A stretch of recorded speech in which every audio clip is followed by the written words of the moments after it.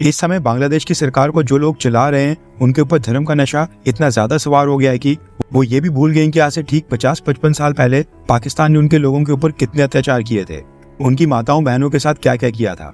ये लोग ये भी भूल गए कि पाकिस्तान आर्मी के कहर से इनको भारत ने बचाया था। 1971 भारत पाकिस्तान युद्ध में भारत की 12,000 कैजुअलिटीज हुई थी, जिसमें से 2,908 जवान वीरगति को प्राप्त हो गए थे और बाकी घायल हुए थे।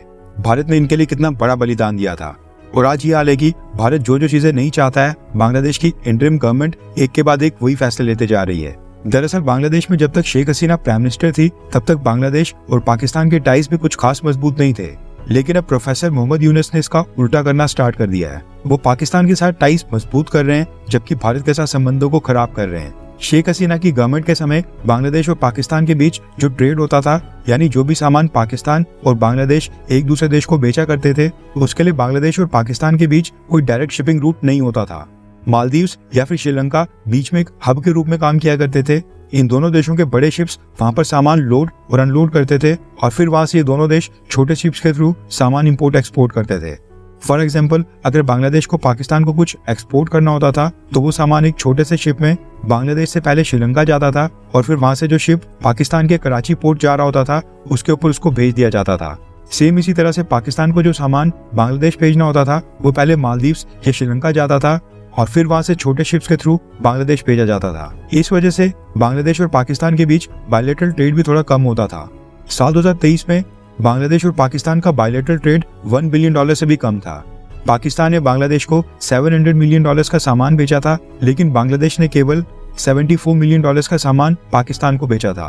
कहने का मतलब है कि इस ट्रेड से पाकिस्तान को ज्यादा फायदा होता था और बांग्लादेश को ना के बराबर। इसलिए शेख हसीना की सरकार को इससे कोई प्रॉब्लम भी नहीं होती थी, क्योंकि उन्होंने अपनी प्रायोरिटीज में पाकिस्तान को कभी रखा ही नहीं। भारत के साथ रिश्ते मजबूत किए क्योंकि भारत हर संभव मदद कर रहा था। लेकिन ऐसा नहीं है कि पाकिस्तान बांग्लादेश को डायरेक्ट शिपिंग रूट खोलने के लिए प्रेशराइज नहीं कर रहा था, मगर शेख हसीना इसके लिए कभी मानी ही नहीं। लेकिन सारी सिचुएशन अब बदल गई है। रेफरेंस के लिए आपकी स्क्रीन के ऊपर आर्टिकल का स्क्रीनशॉट है।